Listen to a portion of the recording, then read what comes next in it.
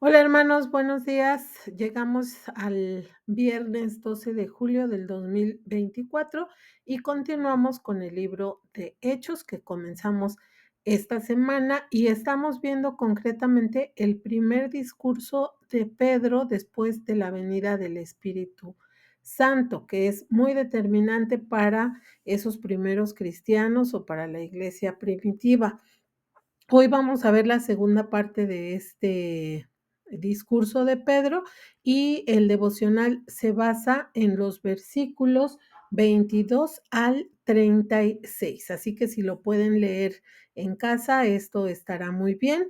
Y bueno, Pedro en este discurso o en esta parte de discurso explica muy bien lo que Jesús de Nazaret hizo y por qué Él es el Cristo.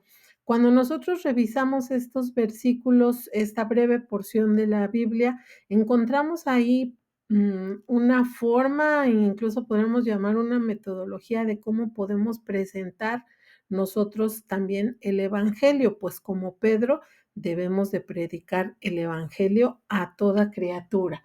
Y entonces lo divide nuestro manual como en tres partes.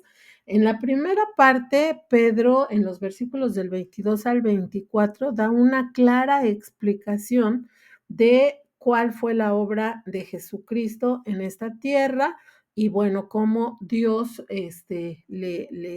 lo exalta, la exaltación que Dios le da. Y esto se ve comprendido en la parte de la crucifixión, pero también en la parte de su resurrección. Cuando nosotros compartimos el Evangelio, es muy importante que lo compartamos completo y no solamente una parte. Así que es muy, muy importante que cuando nosotros hablamos del Evangelio, contemos de la crucifixión, de ese sacrificio, pero también de la resurrección y la exaltación de nuestro Señor Jesucristo. También en estos versículos vamos a encontrar una parte donde Pedro habla del rey David.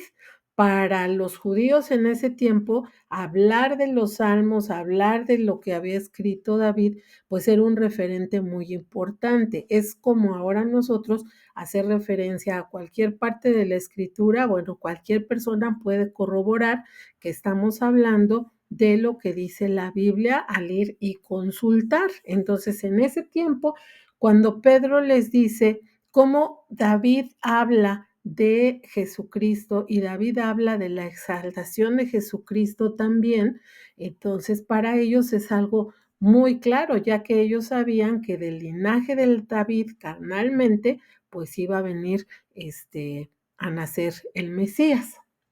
Y por último, Pedro culpa clara y precisamente a los judíos de la crucifixión de Jesús. Pedro no abusa o no quiere tener un abuso de autoridad al señalar, al criticar, al castigar, la acción de los judíos, que no fue menor, es muy grave lo que ellos hicieron al, pues, apresar a Jesús y, pues, dictar esa sentencia, de muerte. Sin embargo, lo que Pedro quiere hacer aquí es hablarles del pecado claramente, pero cómo es que ahora ellos pueden arrepentirse de lo que habían hecho, como hoy los pecadores pueden arrepentirse de lo que hacen. Y entonces Pedro les abre esa puerta y esa posibilidad de liberación, de perdón, de restauración en los últimos versículos y concretamente en el versículo 36. Entonces, hermanos, la forma en la que Pedro pudo comunicar las buenas nuevas fue tan contundente porque estaba guiado por el Espíritu Santo. Entonces, nosotros tenemos que buscar esa guianza del Espíritu Santo también para testificar. Y entonces vamos a reflexionar en algunas preguntas. Podemos pensar, por ejemplo, en cuál de estas partes del discurso tú te encuentras, cómo es la manera en la que más testificas o cómo es la manera en la que más predicas la palabra de Dios, predicas el Evangelio. Si lo estamos haciendo, o lo tenemos que comenzar a hacer, lo tenemos que ir perfeccionando, pero esta es una labor para todos. También tenemos que pensar si cuando nosotros hablamos del evangelio estamos dependiendo nuestro discurso del Espíritu Santo y no nada más de nuestras creencias o nuestras vivencias.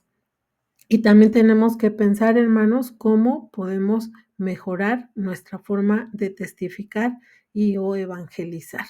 Así que, hermanos, pues vamos a orar para terminar y ponernos en manos de Dios. Señor, te damos gracias por este devocional. Te queremos pedir que tu Espíritu Santo guíe nuestra forma de testificar, guíe nuestra forma de comunicar las buenas nuevas, ayúdanos a hacerlo y a ver que esta es una tarea que tú nos mandas siempre. En el nombre de Jesús, amén. Gracias, hermanos, nos encontramos el día de mañana.